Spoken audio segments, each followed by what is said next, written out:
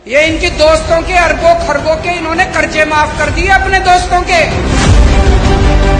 ये किसानों के कर्जे माफ नहीं करते, ये स्टूडेंट्स के कर्जे माफ नहीं करते। इन्होंने अपने अरबपति खरबपति दोस्तों के कर्जे करोड़ों करोड़ों करोड़ों के लाखों करोड़ों के कर्जे माफ कर दिए। इनका एक दोस्त है, उसने 87,000 करोड़ रुपए का कर्जा ले रखा है, एक आदमी ने सारा माफ कर दिया। एक और दोस्त है, उसका 12,000 करोड़ रुपए का कर्जा सारा माफ कर दिया जी, सारा 10 लाख करोड़ रुपए के कर्जे माफ कर दिए इन्होंने आपके टैक्स के पैसे से। इसलिए महंगाई हो रही है।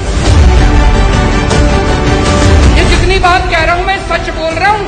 अगर मैं कुछ भी झूठ बोलूंगा ये केस कर देंगे कल मेरे ऊपर। पढ़ा लिखा आदमी हूं मैं, इनकम टैक्स का आदमी हूं, सब समझता हूं इनके चोरी चकारी सारी। आप एक रोटी खाते हो, एक रोटी पे 1 रुपए का जीएसटी लगता है। 1 कप दही के ऊपर 1 रुपया जीएसटी लगता है। आपने ये जितने कपड़े पहन रखे हैं इस पे टैक्स लगता है। आपका पंखा चलता है, पंखे पे टैक्स लगता है, बिजली पे टैक्स लगता है, दही पे टैक्स लगता है, शहद पे टैक्स लगता है, गेहूं पे टैक्स लगता है, चावल पे टैक्स लगता है। पिछले दिनों इन्होंने खाने पीने की सारी चीजों के ऊपर टैक्स लगा दिया। इतना टैक्स, इतना टैक्स। इस वजह से महंगाई हो रही है। बस सांस लेना ही बाकी है, चिंता ना करो, एक बारी और आ गए तो उस पे भी लग जाएगा टैक्स। कोई दूर दूर तक सरकारी काम दिखाई नहीं देता, तो ये अरबों खरबों रुपया जा कहाँ रहा है? ये जा रहा है इनके दोस्तों की जेब में।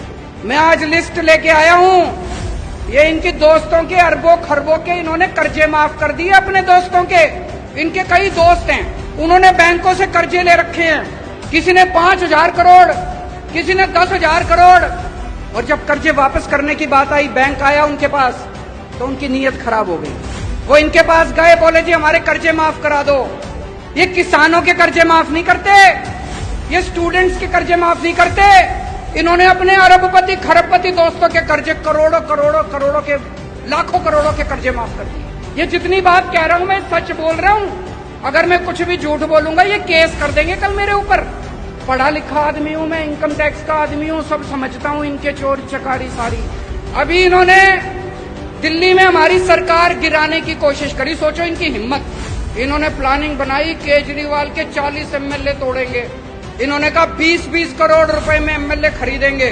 पर भाई साहब हमारे सारे ईमानदार आदमी हैं, अच्छे लोग हैं, शरीफ लोग हैं, सबने आके मेरे को बता दिया 40 एमएलए तोड़ने थे इनको। 20-20 करोड़ के हिसाब से 800 करोड़ रुपए लेके आए थे ये। 800 करोड़ रुपए बताओ जी कहां से आए 800 करोड़ रुपए? इन्होंने मध्य प्रदेश में सरकार तोड़ी, इन्होंने कर्नाटक में सरकार तोड़ी, इन्होंने गोवा में सरकार तोड़ी, इन्होंने असम में सरकार तोड़ी। 277 एमएलए खरीद चुके अभी तक ये। 277 20-20 करोड़ रुपए के हिसाब से भी लगा लो, 6,000 करोड़ रुपए इन्होंने एमएलए खरीदने में लगा दिए। ये पैसा कहां से आया जी? ये आपके टैक्स का पैसा है, ये जीएसटी का पैसा है, ये दूध दही के ऊपर टैक्स का पैसा है। इसलिए महंगाई हो रही है भाई साहब, इसलिए समझ के जाना।